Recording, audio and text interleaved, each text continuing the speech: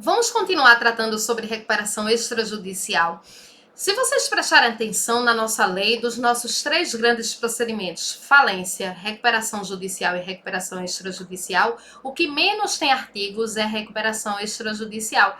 O que é ruim, né, gente? Porque, de certa maneira, parece que o legislador dá menos importância a ele, né?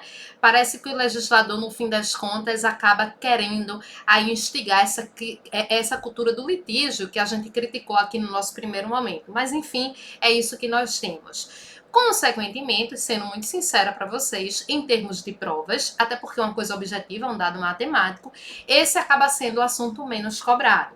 Em termos de comparação com falência e recuperação judicial, o que não quer dizer que não vai cair, o que não quer dizer que você não vai estudar. Mas em termos de prova, como ele ocupa, sem dúvida, um menor percentual da lei de artigos, ele acaba sendo menos cobrado.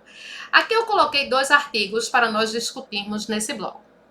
Algumas regras importantes. Em primeiro lugar, é o respeito à paridade entre os credores, né? O concurso de credores. Dessa maneira, o plano não pode contemplar o pagamento antecipado de dívidas, nem tratamento desfavorável aos credores que a ele não estejam sujeitos, né? Não é porque você tem credores que não vão aderir ao plano que você vai tratá-los de maneira desfavorável.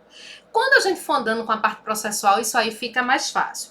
Mas a gente vai ver, gente, e eu acho que já dá para ter essa noção, que muitas vezes quando a empresa vai levar esse plano para o judiciário, ela não conseguiu a adesão de todos os credores. É muito difícil você conseguir a concordância de todo mundo, ok. Mas nem por isso, aqueles credores que não estão sujeitos ao plano, você vai tratá-los de uma maneira diferenciada. Você vai, enquanto empresa, tentar prejudicá-los, tá? Isso a lei proíbe. E uma coisinha muito importante, e essa é uma das maiores diferenças da recuperação judicial para extrajudicial.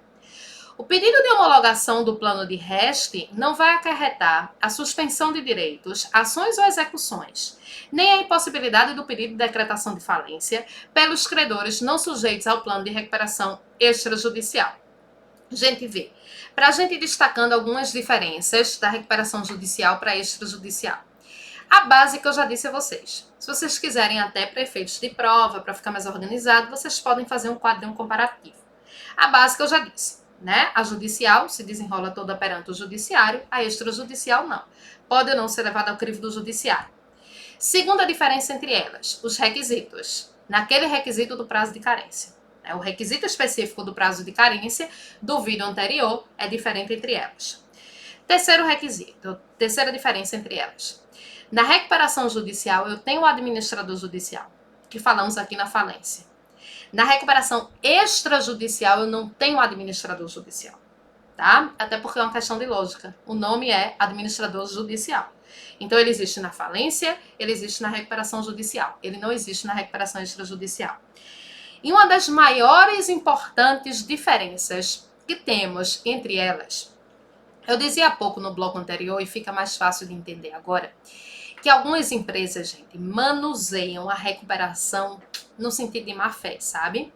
Vê, imagina você, pessoa física, esquece agora o direito empresarial. Você está devendo, né? Isso quem nunca, né? Eu tenho um colega que diz que aqui no Brasil rico não é quem tem patrimônio, rico é quem não deve, que já é bastante difícil. Mas você quer pagar. Tem gente que efetivamente vive devendo, não se preocupa com isso, né? Tá tudo bem para cada pessoa, mas você quer pagar. Normalmente, quando você quer pagar, você quer duas coisas. Você quer negociar e você quer prazo, né? E uma das melhores coisas que a recuperação judicial ela possibilita é o seguinte: para tudo contra a empresa. Praticamente tudo, depois a gente vai ver as ações. Param as ações ou execuções que a empresa esteja sofrendo. Isso na extrajudicial. Para por um período definido, que a gente vai dizer, mas para, bom, ninguém me executa, ninguém me cobra, para quê? Para a empresa tentar se reerguer. No entanto, no caso da recuperação extrajudicial, o pedido de homologação do plano não vai acarretar suspensão de direitos, ações ou execuções. Além disso, a gente vai ver os credores que não estão sujeitos ao plano. Eles podem correr por fora e pedir recuperação extrajudicial. Mas esse finalzinho aí, você não vai entender muito bem agora. Esse finalzinho você só vai entender à medida que a gente fechar o assunto. Esse assunto tem isso, né? Eu já tinha comentado isso com vocês anteriormente. Não tem muito uma ordem cronológica na lei. Então, às vezes, você está vendo uma coisa, mas à medida que você for andando, você vai ver que vai ficando mais claro.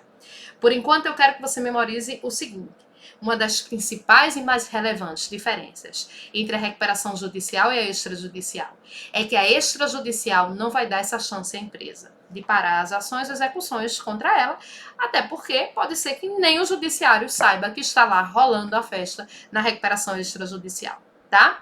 Volto daqui a pouco para a gente falar dos credores que não estão sujeitos ao plano de recuperação extrajudicial. Daqui a pouco eu volto.